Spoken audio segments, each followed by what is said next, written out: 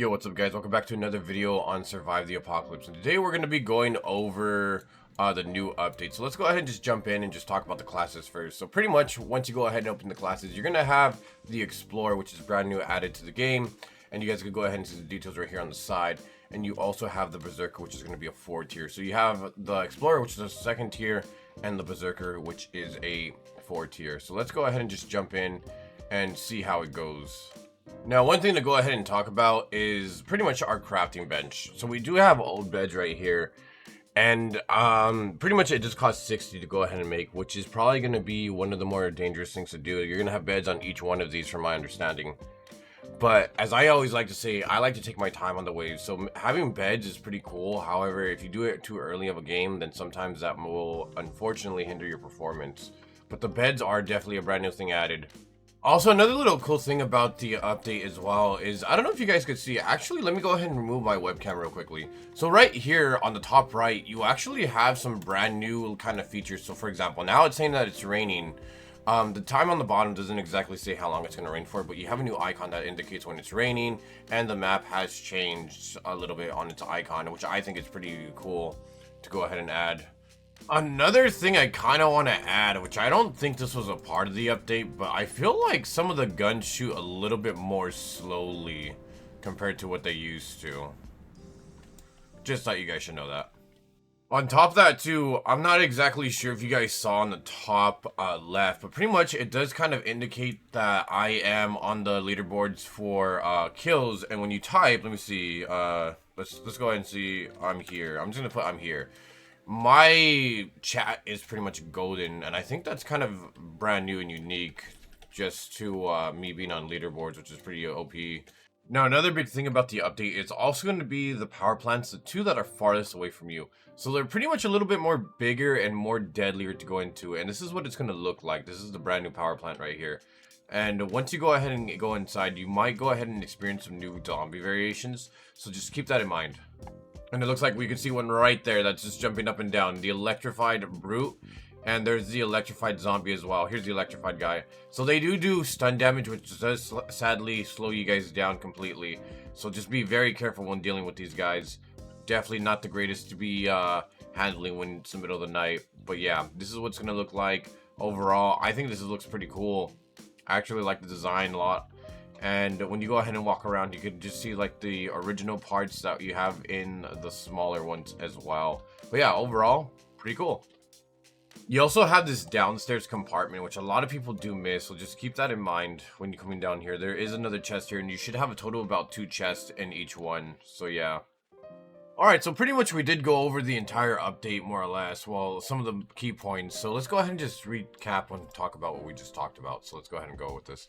So pretty much, the new classes we did explain earlier was the Berserker and the Explorer. Obviously, the Berserker is a 4-star and the Explorer is a 2-star. Next thing, they added beds that could go ahead and increase the multiplier pretty early. Let's go ahead and just check them over real quickly. So pretty much you have the old bed, good bed, as well as the great bed.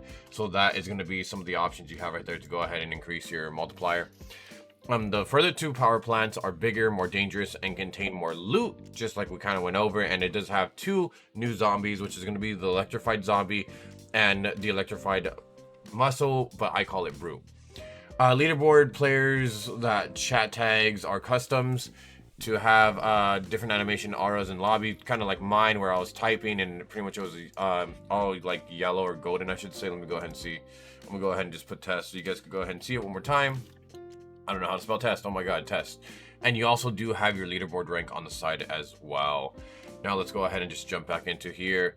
And we are right here. So daily emeralds have been replaced with weekly bonuses, giving 50 emeralds for completing 8 daily quests each week, which I think is great because I unfortunately didn't join the group because prior to me joining other groups in the past, I realized that it was kind of like tedious and sometimes you get spam with notifications. So the fact that they changed it to getting 50 every 8 daily quests completed is great. Time machines have been reduced to 2, accounting for the beds, because the beds are super easy to make. Instead of having 5 time machines, you have 2 time machines and 5 beds. In-game chat replaced with custom tags to avoid any lag issues with default Roblox chat. Currently doesn't not apply to console players. So if you're on Xbox or PlayStation, it doesn't work for you. Settings to toggle sprint for PC players added. Zombies can no longer walk through the map border.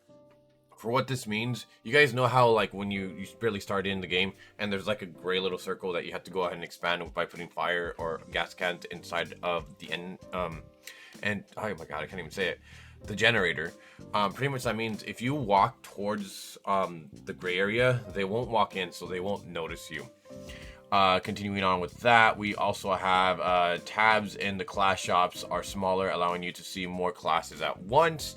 Open the map plays a small sound, which I don't have because I have it muted because I'm a content creator and I don't want to get copyrighted.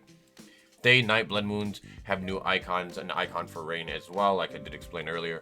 Small visual effects appear when starving, which I didn't really realize too much. Compound eye regeneration is reduced, which pretty much means you're not going to get healed as quickly as you used to be before.